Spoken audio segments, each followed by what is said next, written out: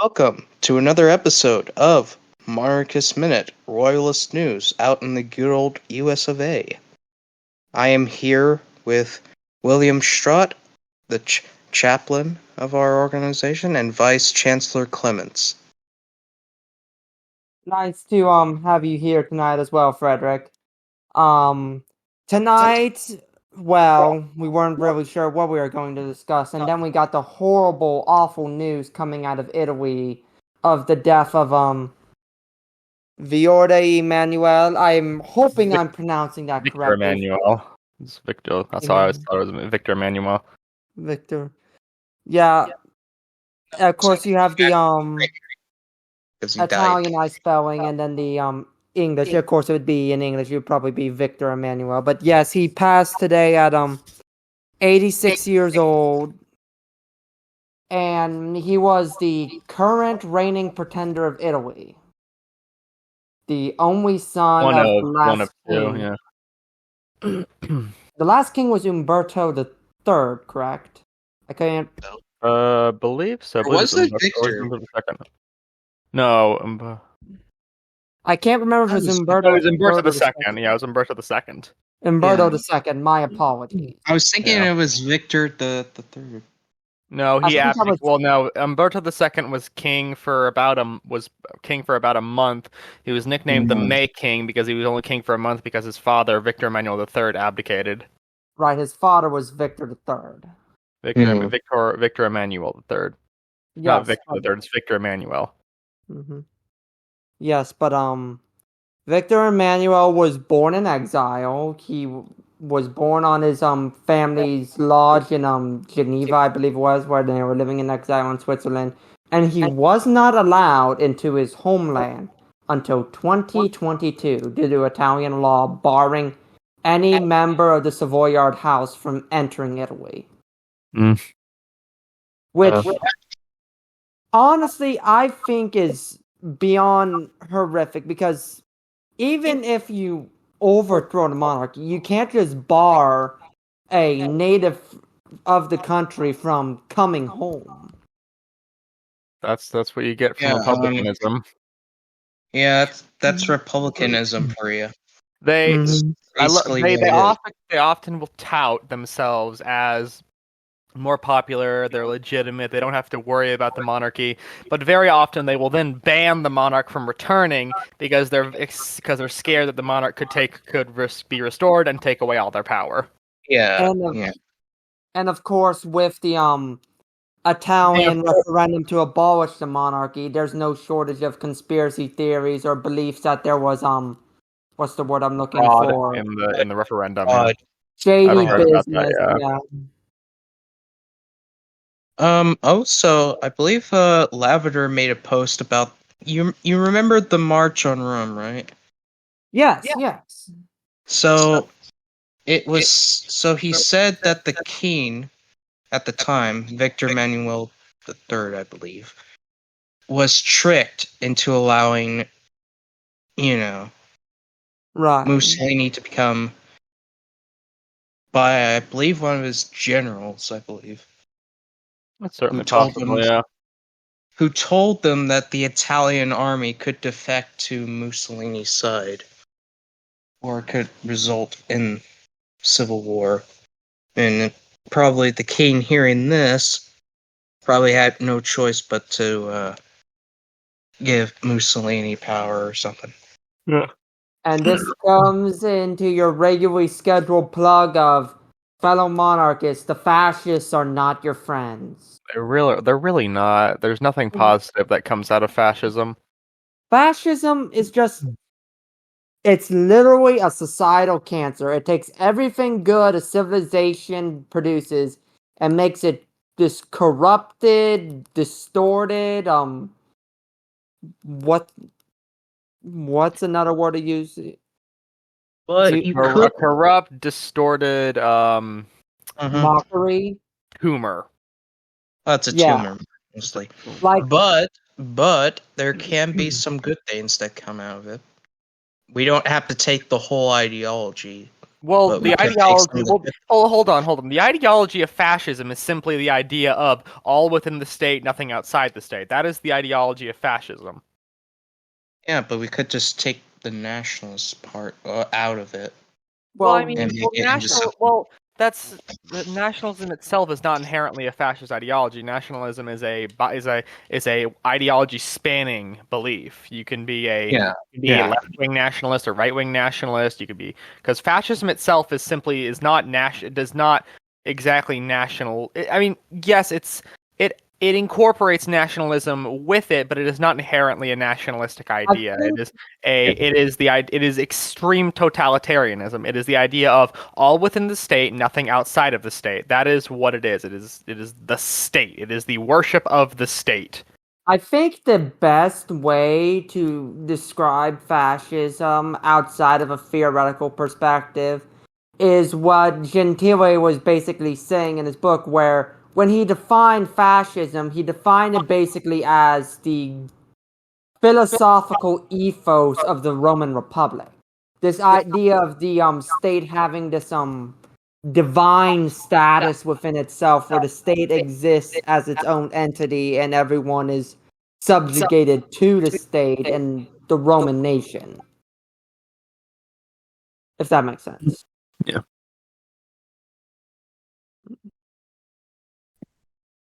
Well, I know currently, well, technically the Italian line for succession is disputed because there is a cadet branch of the House of Savoy, the The Dukes of Aosta. Aosta. Yeah. Thank you. Yeah. Now, And I know- another one too. Well, no, There's there's another one? there's maybe another branch of the House of Savoy, but it's a much more distant branch that doesn't claim the throne. Yeah, I know it's the whole Savoy versus Aosta is a very, very touchy subject among Italian. And of course, another problem is the fact that the heir from Umberto II's line.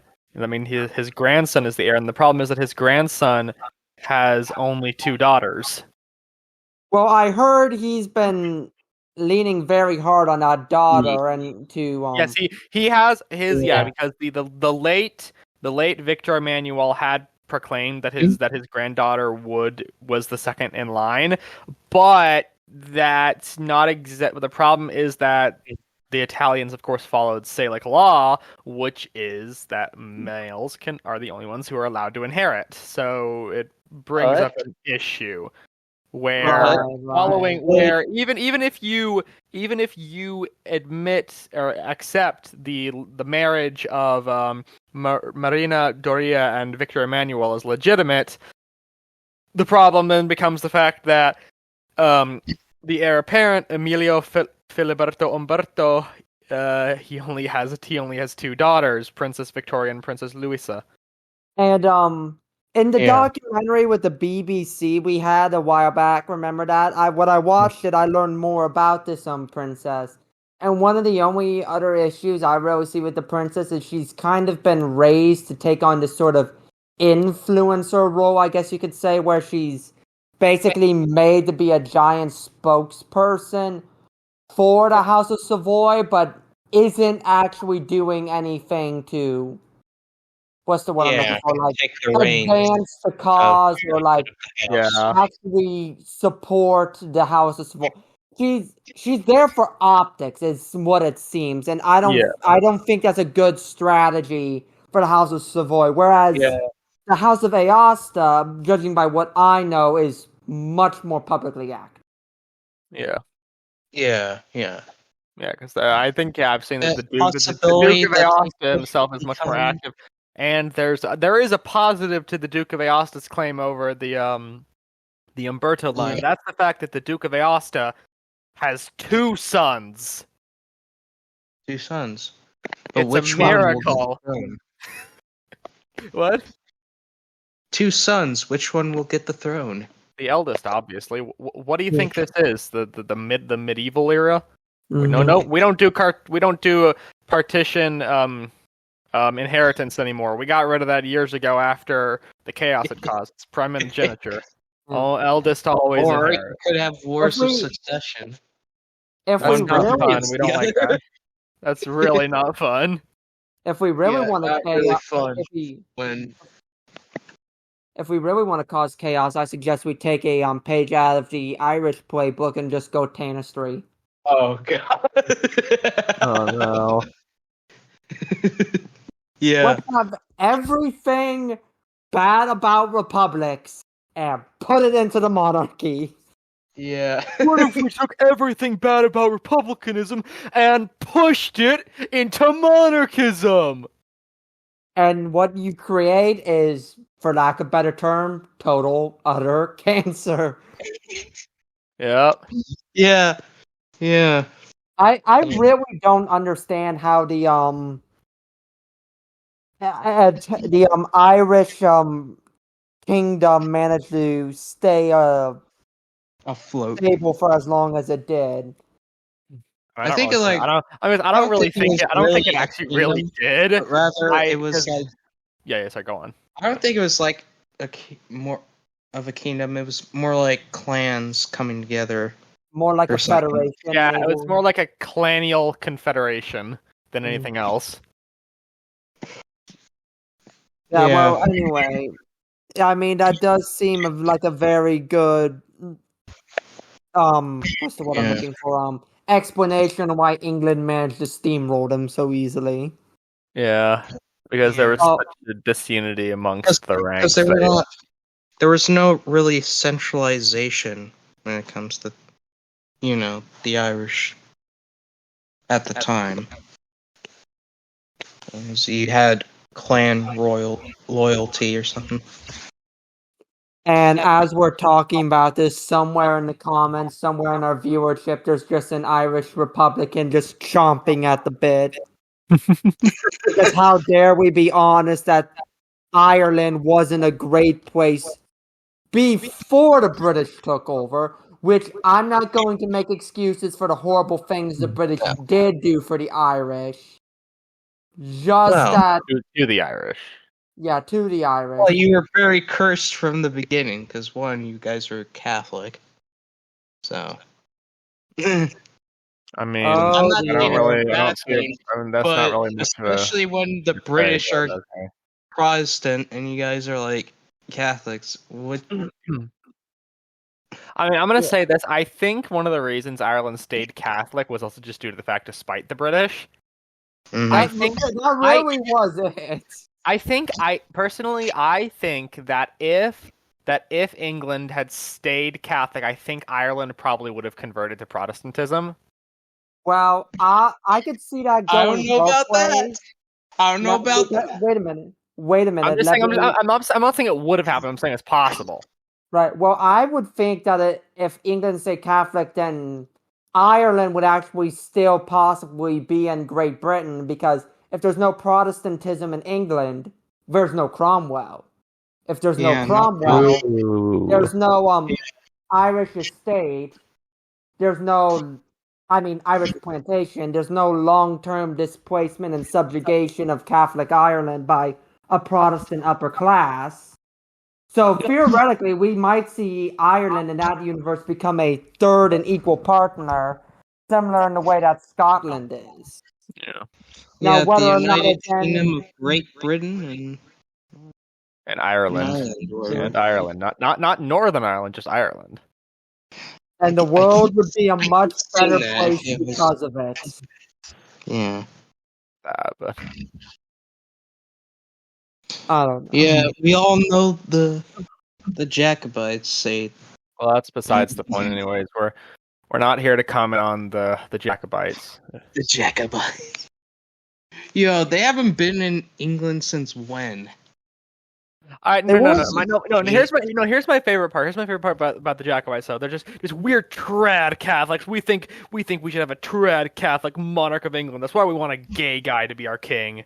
Well, the thing is, I think that's only with Honestly, English though, because Jacobites. seriously, like every Jacobite I've met has been like a hardline trad Catholic, and they're like, "Oh, I'm a trad Catholic. I want a gay guy to be the king of England."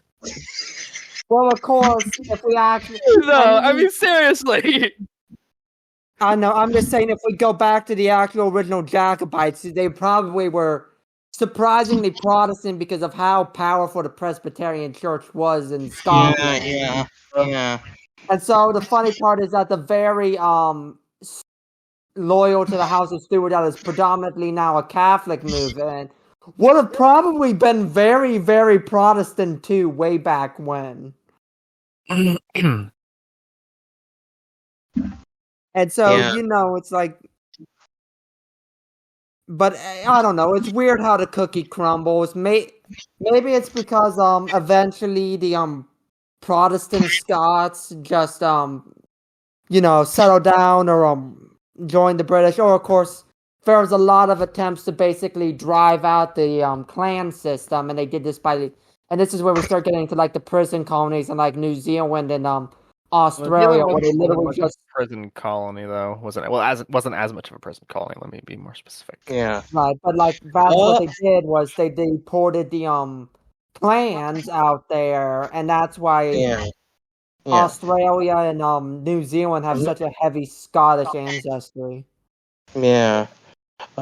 William, we got someone in the crowd. Oh, okay, we don't need to say it. I think wants to come. We have water cube. If we want to let water cube. Yeah. Oh, okay with it. You okay with it? Good evening, water cube. How are you today? What's going on, brother? Hello? Water cube? Are you AFK right now, or are you? Let's to talk to and give him a moment. Okay.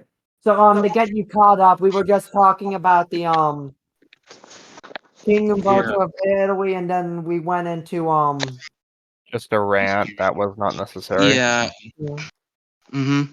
Okay, there we go. Right. So then we went into the, So, Watercube, to catch you up, we were talking about Italy, and then we got to the Jacobites. Yeah, and we did that by talking about Tanistry and its consequences. Yeah.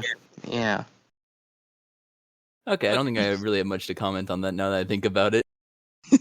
I came in with the prison colony comment, and I'm like, I heard an interesting theory, but this is from Kraut, which is a very liberal perspective about how the Catholic Church also helped undermine the clan system through an encouragement of traditional marriages compared to, I don't remember exactly what the argument was, but the Catholic social beliefs helped undermine the clans as well, and the British system was the nail. Yeah, I've watched that video too. Yeah. Okay, so can someone explain this? Because I haven't seen it yet, and I don't really have the time to sit down and watch it. I can't remember half of it, but but Watercube basically hit the nail on the head with what the general overview of it was. He was basically talking about the interesting thing was the video itself was actually an argument against Marx. Really? Like when you break the video down, it was really just an argument against Marxonian belief of what killed the clan system. And so I'm gonna have to track down this video because now you have my interest, and I want to. I'll send it to you. Okay, thank you. And honestly, I know a lot of people in our circle tend to not like Kraut, but I do tend to genuinely like Kraut because despite the fact that he's a liberal, progressive centrist and generally would probably not agree with our idea and has shown to not like republicanism in the past, I like him and respect him because when he makes his video essays, he does his best to keep them unbiased. Sadly, he's not though, because his video on the fall of Japanese democracy wasn't exactly everything from a Twitter discussions. I know, honestly, yeah. His video on Japanese democracy, or the fall of Japanese democracy, I think is probably one of his worst ones because he really let his own political beliefs cloud what actually happened in that time. Well, that was an earlier video too, but here's the thing. I actually got Ludendorff's Der Totale Krieg translated because that video piqued my interest enough. And he gets like most of it right about how Der Totale Krieg viewed the Japanese and why it would sell over there. When I say that, I mean what he got wrong was him saying that the Japanese people were against the war, which is actually false. The Japanese people were in favor of the war due to the fact that the military itself was actually not the military itself was funding propaganda, but the officer class and those who were in favor of the war in the military were very much active in trying to get the population to be in favor of what happened. And the population itself was in favor of the wars, though, which is something that he got wrong, because he stated that the people of Japan were completely against it, and all the parties were against it, which is it's not true. So talking about Japan. So talking about Japan, so this is a conspiracy theory that I found. So it's rumored that what was the Japanese emperor at the time? Hirohito. Yeah, Teruhito. So it's said that he actually died and was replaced by a Nazi. What? That doesn't even make any sense, though. Okay, here's something interesting about Japan. Okay, go ahead. Now I'm getting this like very, very wild and crazy like image in my head of like Emperor Hirohito coming out to address the nation, and it's the most blonde hair, pasty, blue-eyed dude. No. So the wild part. So the wild part about this theory is they said that it was Himmler that took. It's crazy. It's like one of those theories about like nukes don't work. Like I love those kind of wild ones and zany conspiracy theories. I mean, can we get a side by side of Himmler and Hirohito real quick? Because I just want to see if there is actually a resemblance. No, there's not. Maybe in chins. Maybe in chins, but yeah. But to backtrack a little bit, Take a look at the hair. Take a look at the fucking hair. I think the notion of a pacifist Japanese population leading up to the war is historical revisionist nonsense, and it goes into this whole larger era of Japan sort of kind of playing dumb about all the horrible things they did. I think it's honestly even worse because it's almost a weird Orientalism where, like, the Japanese people, they were forcing the war. Okay, there's actually more similarities than I expected. What is this? Oh, no. I mean, they're not the same, clearly, but the similarities is a few more than I thought. That's actually kind of spooky seeing it now. There's a few more similarities than I thought there was going to be, though. But yeah. Hirohito was also younger than Himmler, wasn't he? I think by a fair bit. Interesting thing that happened during the end of the war was a whole bunch of people from the original line of the Japanese imperial dynasty came out and tried to claim the emperorship. That's something I learned recently. Yeah. Like, what? Okay, I guess that makes sense, though, because the U.S. was just like, okay, well, because we weren't exactly sure about the emperor at that time, and so a bunch of people were like, I'm the emperor, I'm the emperor, I'm the emperor. Just extra weird to think about that they're still claimants to the Southern Court. It's like some CK3-esque kind of thing going on there. It was 100% that, because it was like this, the Pretender Line won. Hirohito is a part of the Pretender Line.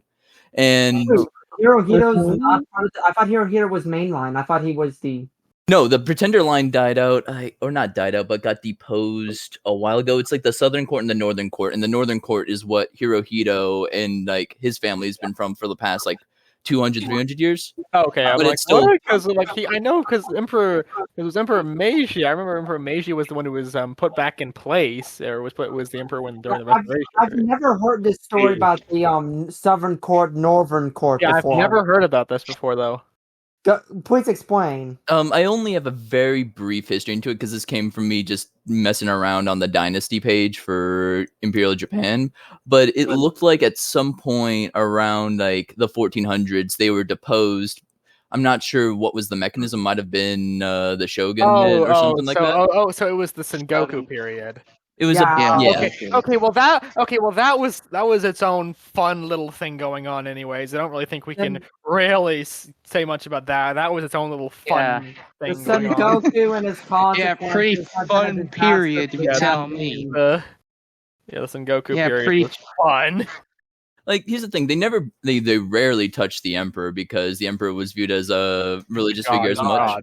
God. A god. The emperor he was a descendant of the sun goddess or whatever I think it is. If you go far enough back on the dynasty thing, it just does start with the gods, and like it's also incest all the way down, which is always fascinating. It's like the Judeo-Claudian dynasty. But also the weird thing about all this, though, is that they said that they came from a goddess, but the law says that it has to be a male heir.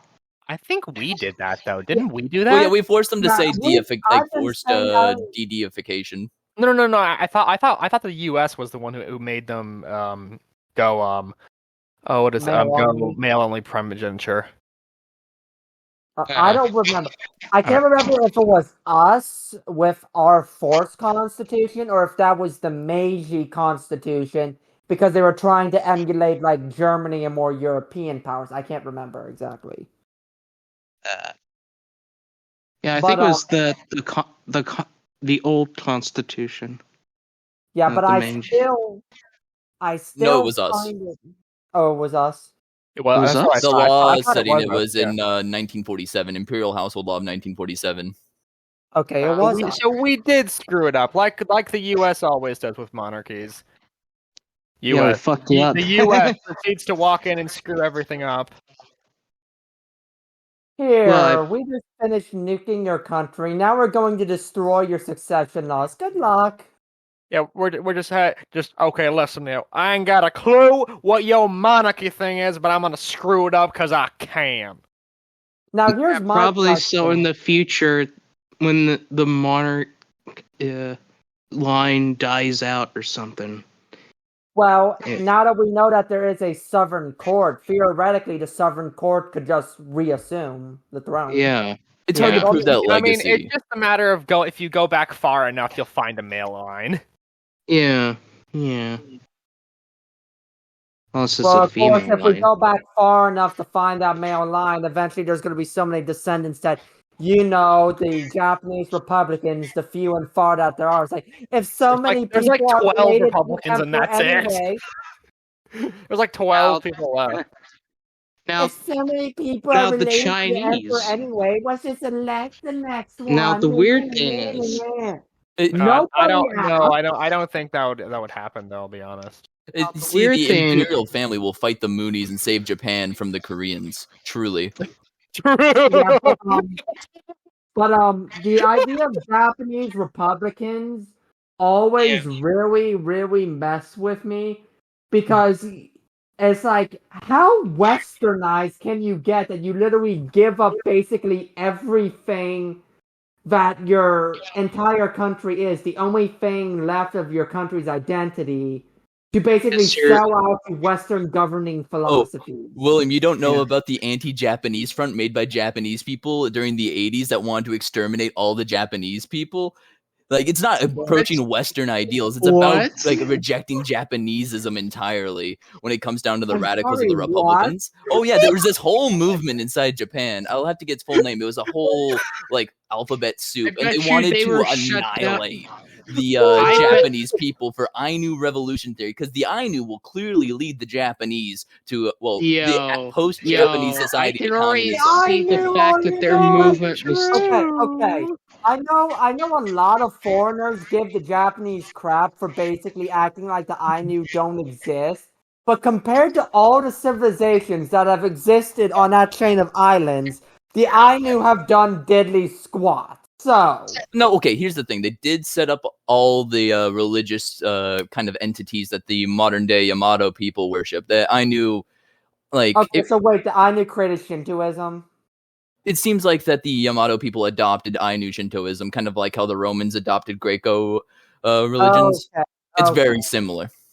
I was under the assumption that the Ainu just lived on the northern part of the island and were just they were kind of pushed there by the Yamato people over time, and you can see the more north you get, slow push northwards. Yeah, there's also areas where it's syncretic, where the Matsugi people who incorporate bear worship, which the Ainu did initially. There's a whole bunch of mishmash. Japan is very varied, and the Ainu had a huge impact ethnically and culturally.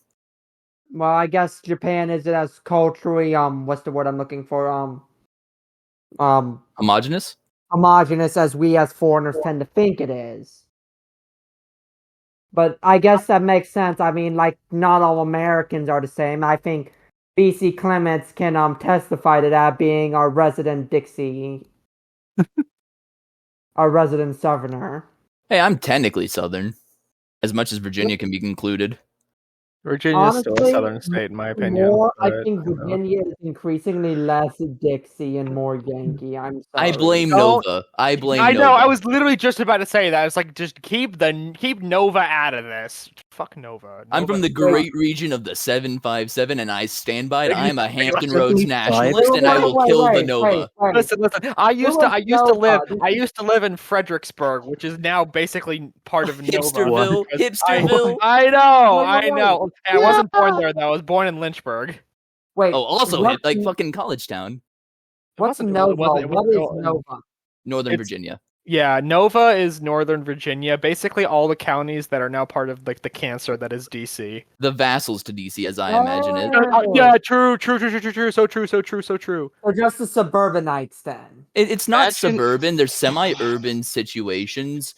While it's weird. It's weird. You have to go there to see the hell that is Nova and the surrounding areas around DC. Because when you go to DC proper, it's just like decrepit, and then when you go around it, it's actually nice. Yeah. Yeah. Great place in Arlington though to get pizza. Deli Italiano. I recommend it. You see, we don't have that in the Midwest. Our only concept of that in the Midwest is where you get people like from New York, California, or Texas moving here, looking for like cheap land and housing. And when that happens, we just start singing the song from the Pocahontas movie. They're savages, barely even here. The fact that the movie is so historically inaccurate.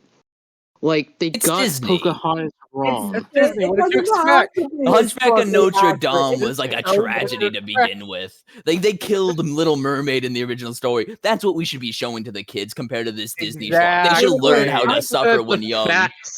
Wait, But I've the never fact heard that- this. What do you mean they killed the Little Mermaid in the original Oh, story? she turns into sea foam. She dies in it. Did you not know that? What? Yeah, no, she gets got. She dies. Exactly. Yeah. This is why Germany is just better. We're just badass. They like suffering. Like that's What? only that culture could create someone as depressed as Schopenhauer. How about the Wait, fact, I don't know who that is. I'm sorry. how about the fact that Hansel and Gretel takes the fucking witch's like a money chest or whatever? Well, don't they cook the witch alive and eat her? Or something like that? I think believe it. It's German. And I know also in the original German Cinderella, the stepmom and the stepsisters had their eyes picked out by sparrows and were forced to take in the Yes. street. Oh yeah, they're forced to wear iron boots. I think the iron boots was Snow White because they were the dwarves made the iron boots and then they heated them up and then they made the witch wear them, so she literally danced to death. We need this kind of folklore here in the United States.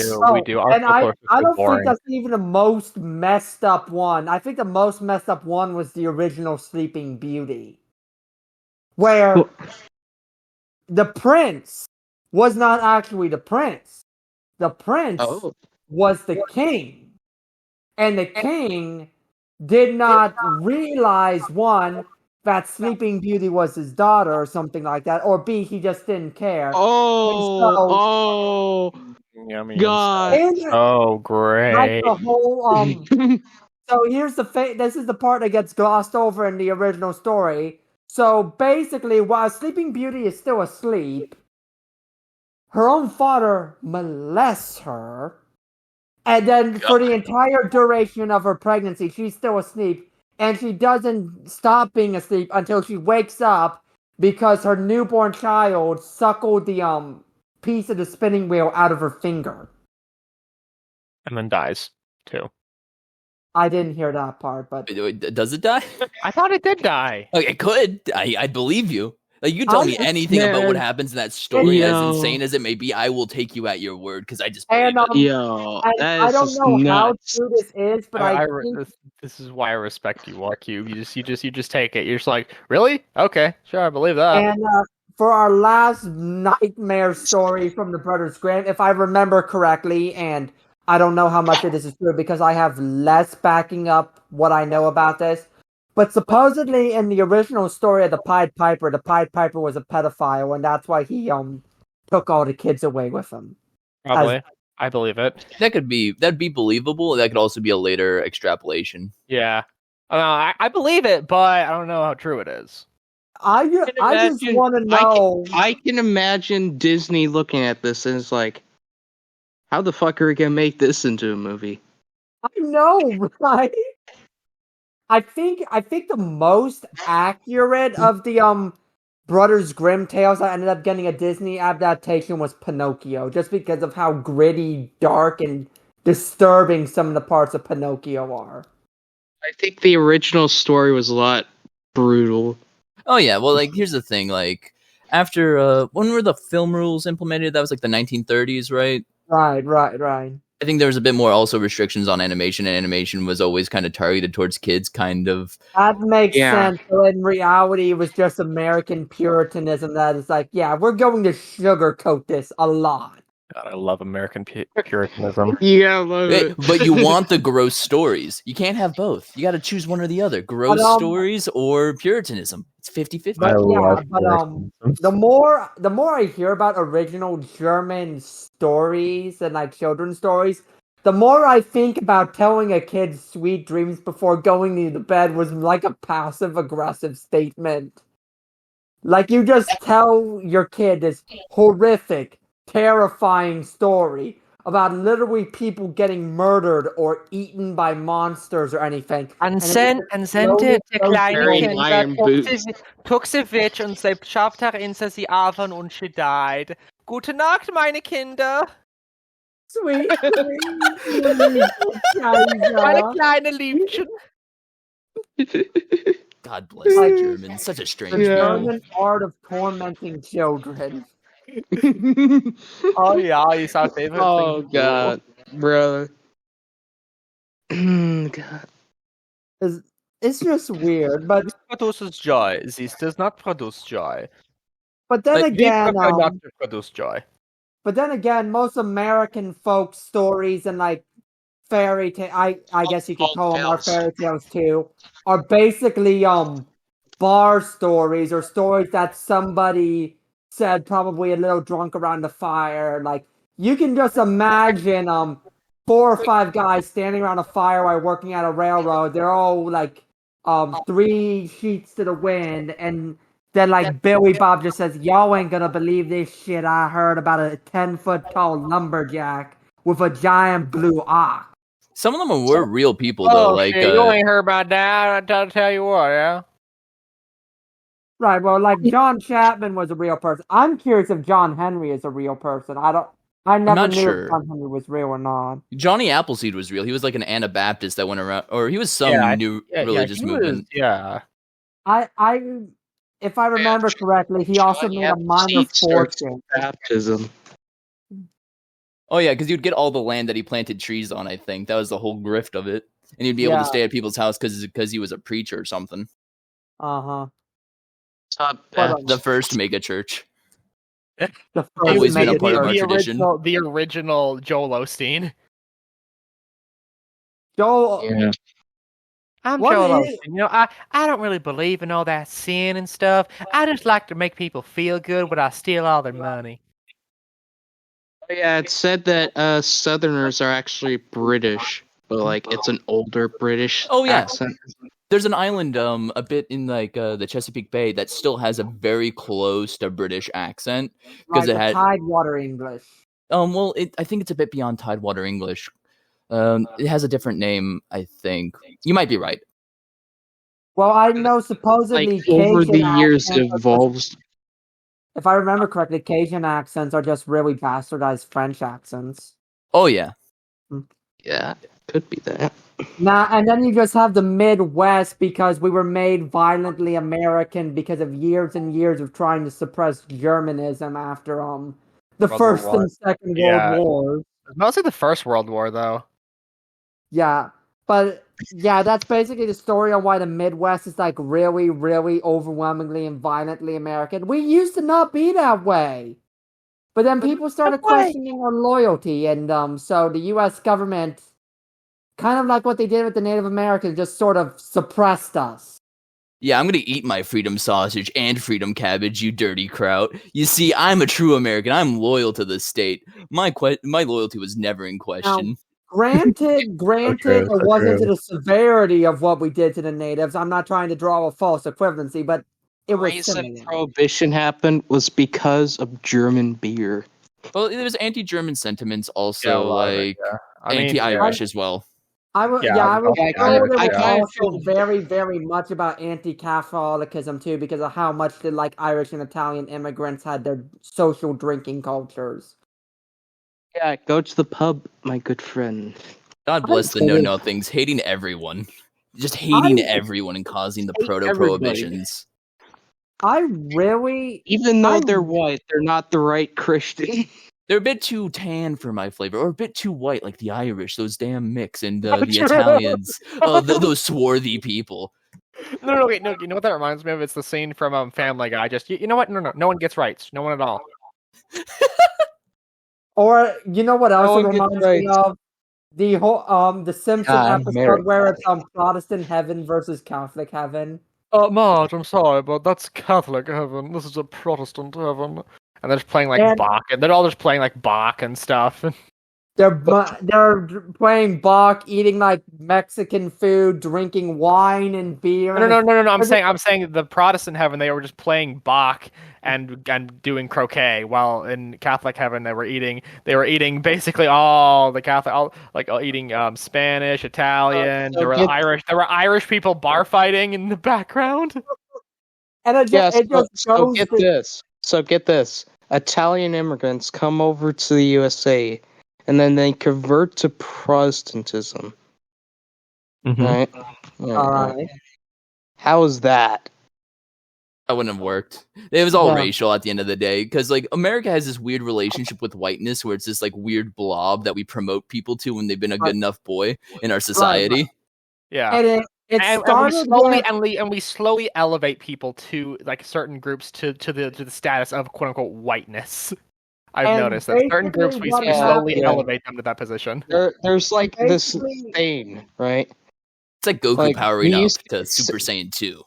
And I took a whole class on it. And We basically used to the whole consider- thing about We used to whiteness in America it had to do with we used to consider Spanish people as white, but now they're considered something Hispanic. else. It's What? literally everyone who's oh, the white genocide stuff literally came from a census change where we stopped classifying Hispanic people as white, and then they just became Hispanic, and everyone started freaking out because the numbers changed. The numbers were no longer going up, guys. Well, So the that's race is why- dying. Trust.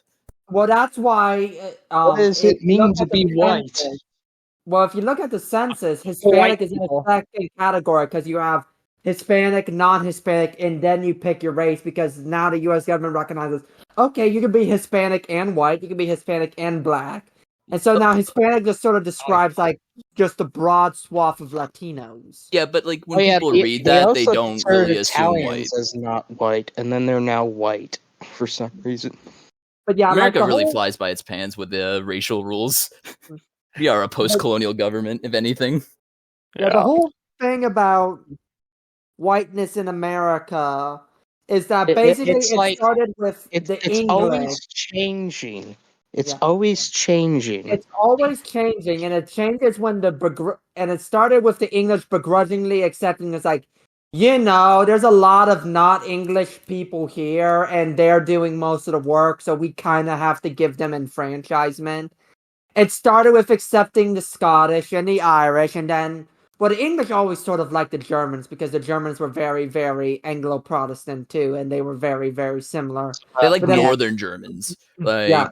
Look, I brought up put the Ben Franklin race map in the stages They text all chat. got the Ben Franklin race map. How far we've come as a people.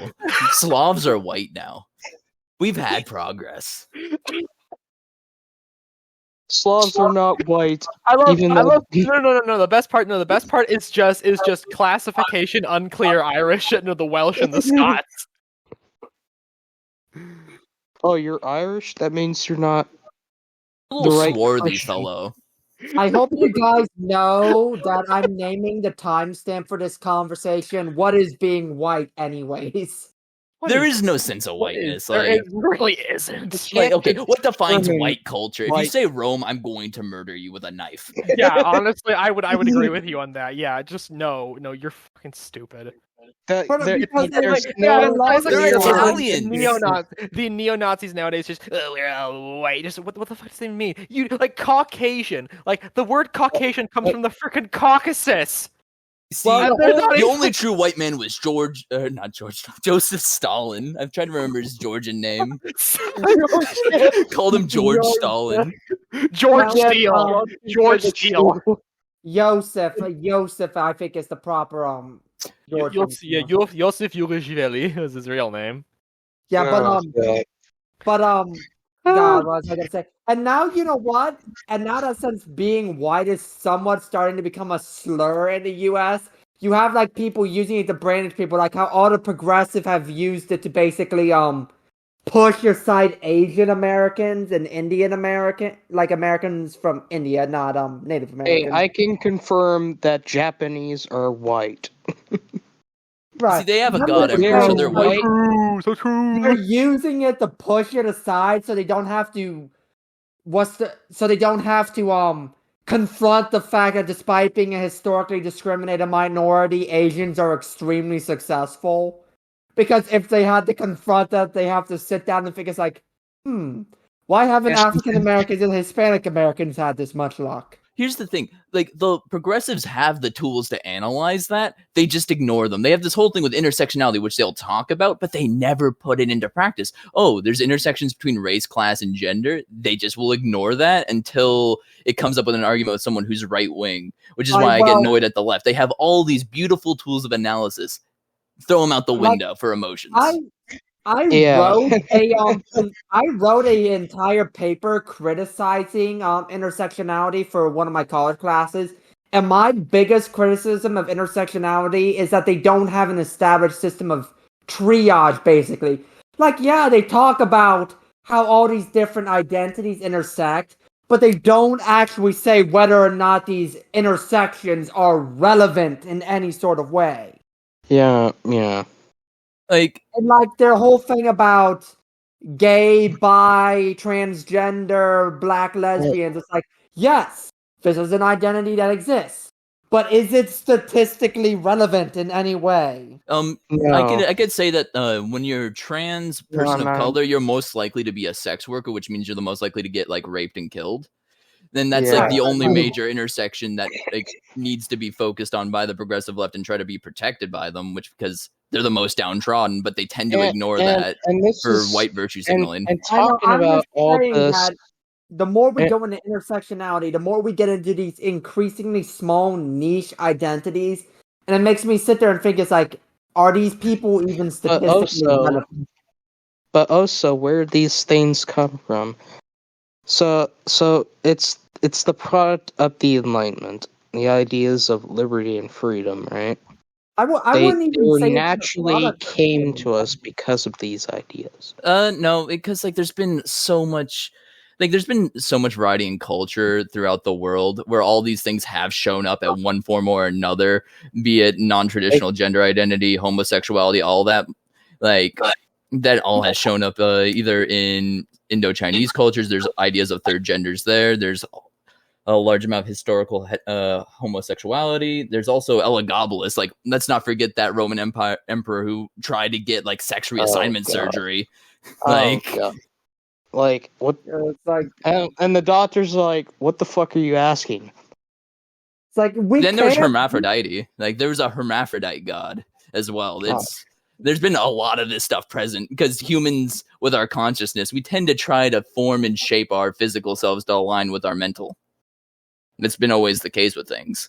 You know, Yeah. hermaphroditism reminds me of something, and it reminds me of the whole controversy behind intersex people. And honestly, it The it thing annoys about me so much because most of them are functionally still male or female, and yet so many people with like the gender ideology try to hold it up and like, you see, people aren't binary; it's a spectrum. It's like they're literally a genetic mistake. Well, here's the thing with intersex, like It used to be the form up until like 1890s in Prussia for intersex people to choose their gender by the time they turn age of the majority.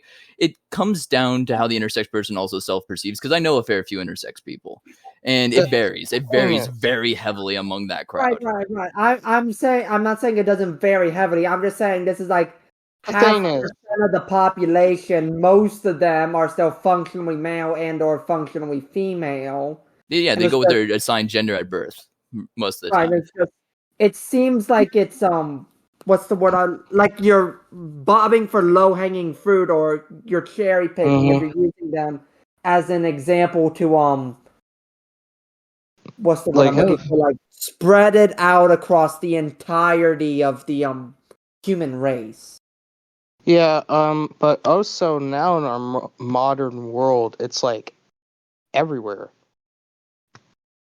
Well, is it everywhere, or is it the internet? Like Frederick, let's be real here. We didn't even see this a long time ago, and it's like more prevalent now. The internet shows all of human sin and all of human consciousness just out there. We can find anything out there on the internet. We wouldn't have seen this back in the day because we wouldn't have the eyes to perceive it. We wouldn't have the ears to hear it. We wouldn't have the ability to even begin to fathom this stuff, because we have, for most of our history, no communication among each other. There's been communication, but it's not on the same level of information transported across the globe in an instant. Like the anomaly of Christian would have never occurred in pre-internet society. Like, to use a very big example, like that was only possible after we've reached the stage of the internet. The internet really, truly is a blessing and a curse, but man, is it an interesting phenomenon. It's kind of like a double.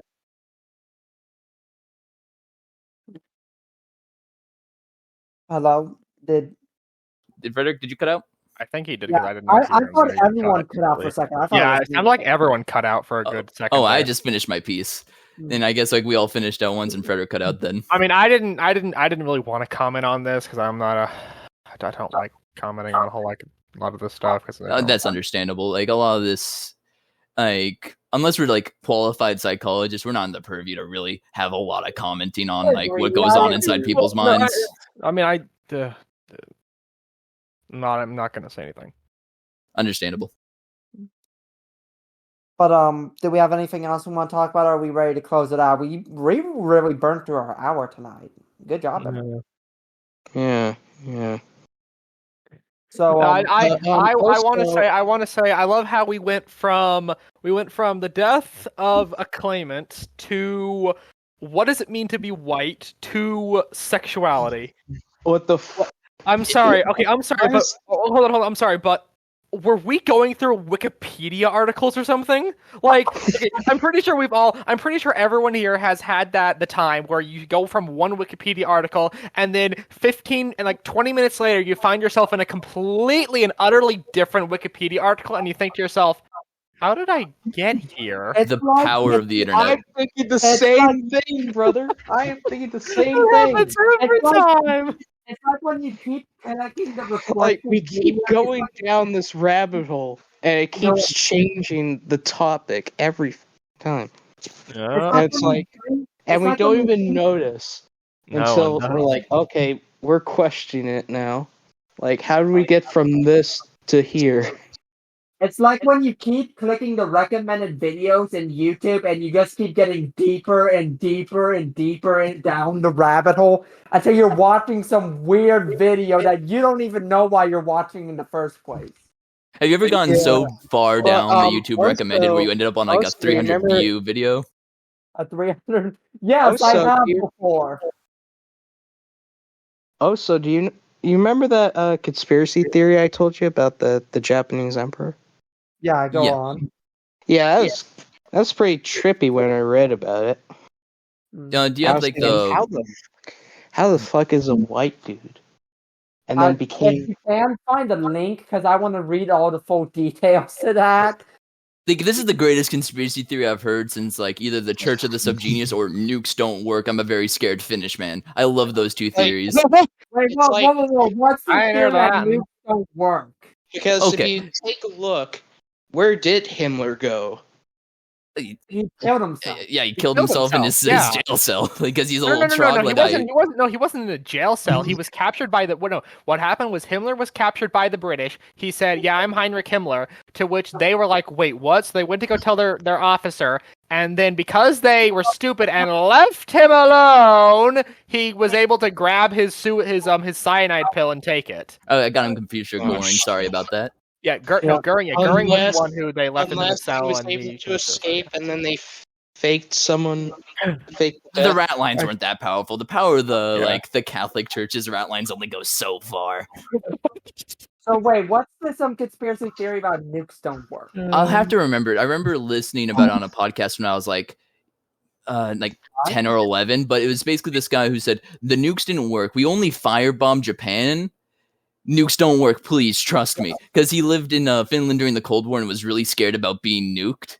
Like, I'd have to get you the details. I'll try to look into it again. But it's one of those old internet conspiracies. I think it's maybe because If nukes don't work, then what is the entirety of Cold War politics? he was just pretending that was all a front by both powers to seem like they had the ultimate weapon, and it was this giant charade. The greatest weapon of all time, the giant charade. yeah, the giant charade. my true weapon, chicanery. Okay, Yeah, it's just a missile that doesn't do really any. It just has a lot of damage. napalm in it, guys. That'll burn a city like Hiroshima was. Smile. Listen, Batman. It just has a lot of napalm in it. What does that even mean, Joker? You don't need to worry about that, Batman. Okay, so You don't have to worry. this already makes my head hurt.